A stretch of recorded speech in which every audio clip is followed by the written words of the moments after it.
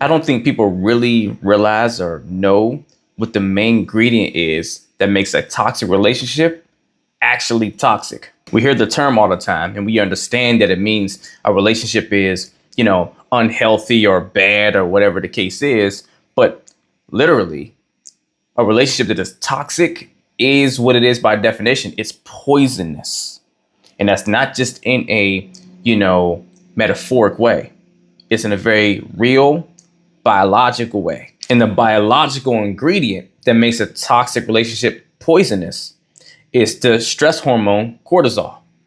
The more you're in a stressful situation or environment, it puts your body into a stressed state to where cortisol raises in you and it causes your body to be more stressed out to where now it literally starts turning off certain immune functions because when your body's in a stress state for too long and cortisol is high for too long, your body usually, when it recognizes certain stressful things, it tries to go fight it. But once your body is getting used to it being a normal state of being, then now it starts to suppress or sit back on certain things that it usually would kick on to protect you immune wise, that it does not anymore. This is how, when you're in a toxic relationship, you literally physically can become sick more often. You start experiencing things like stomach aches, maybe some nausea, headaches from being stressed all the time, brain fog, right? Where you not thinking as clear as you usually do, light bruising in some ways, bloating, a whole gambit of things that are a byproduct of your body not firing off the way it's used to doing, right? And certain functionality is not functioning as it should properly. So when people speak about the significance of not staying in a toxic relationship, it's bigger than just so that you're not feeling upset and angry or emotional all the time, right? And so that you're not depressed in things. It's for also the psychological as well as the biological ramifications of that, right? It's literally taken away from your life force to be in a toxic relationship. And I stress this, no pun intended, because we're always so focused on the emotional side of the equation and how we feel, which is a huge piece. How we feel is everything. And look, how you feel when you feel in a certain state for too long, if it's a negative state, that starts to shift your body. Your body responds to that, right?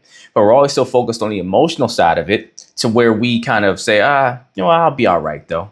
I'll get there. I'll work through it, right? It's like a mind over matter, and I just got to focus on different things or see it differently or all these different things, right? I'll get through it. But you're really damaging your vessel in this process. So it's more than just getting through the emotions. It's also stripping away your ability to be your best self. Look, when your body starts to go, so does your mind. And no matter how much of a brain warrior you want to be or emotional warrior you want to be, you can't be it if your body's not set up in the right frequency to be able to feed you the energy you need in the right environment internally to be able to have the mental and emotional capacity you want. Well-being, right? And this is why one of our 3 tiers that your boundaries are built to protect is consistent of your physical, mental, and emotional well-being, because they are all interconnected and all very important. So if you're in a toxic relationship now, it is time to get out of it. If it can't be fixed first, if you feel it's worth fighting for, and let's break down what that means. That means you at first, because all you can ever control is you. You first decided, what's my role in this toxic relationship, this toxicity? How can I start being a contribution to healing it and getting away from that versus adding to it, right? Do your part first consistently and identifying what may my partner need to do. And are they willing to do their part? Because if they're not willing, no matter how great of the job you're doing yourself, they're not going to embrace it and be able to reciprocate it back because they're in a certain season of their life, right? So what can I do?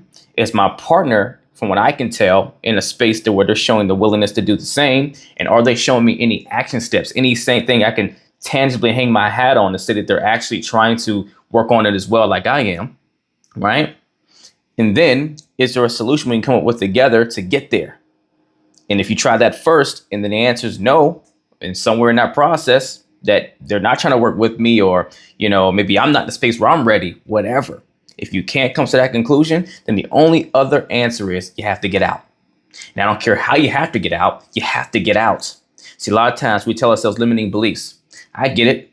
Everyone's out there living different lives with different experiences. It's not so easy to just, cha-cha slide out of the relationship whenever you're in something that's really toxic and really intertwined. And, you got a lot of things that are blended together with someone, right? It may take some more game planning than someone else. It may take some more resources than someone else. It may take some more sacrifice. But the answer is never to stay.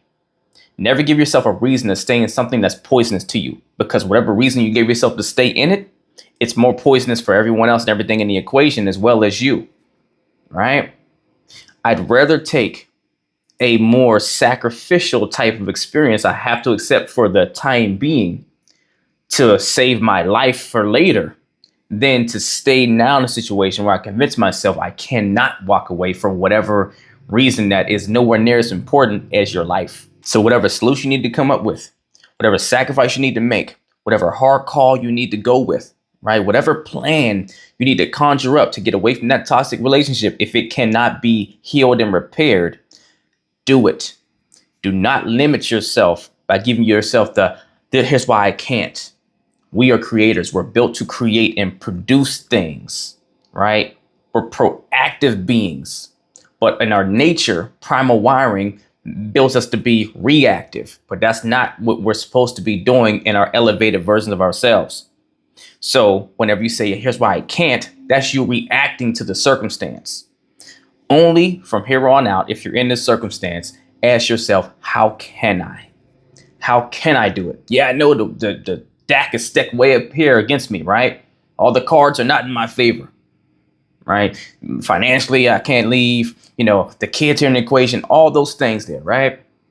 Only ask yourself, if I had to do it, if there was no other choice, which really there isn't if we're talking about your life here, how can I? What can I do? Yeah, I spent a world of time in the box of why I can't. Now, how can I? Why can't I do it? Why must I do it? How can it happen?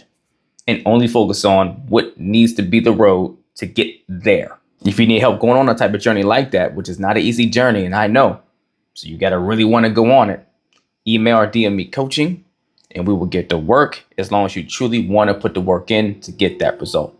Let's get it.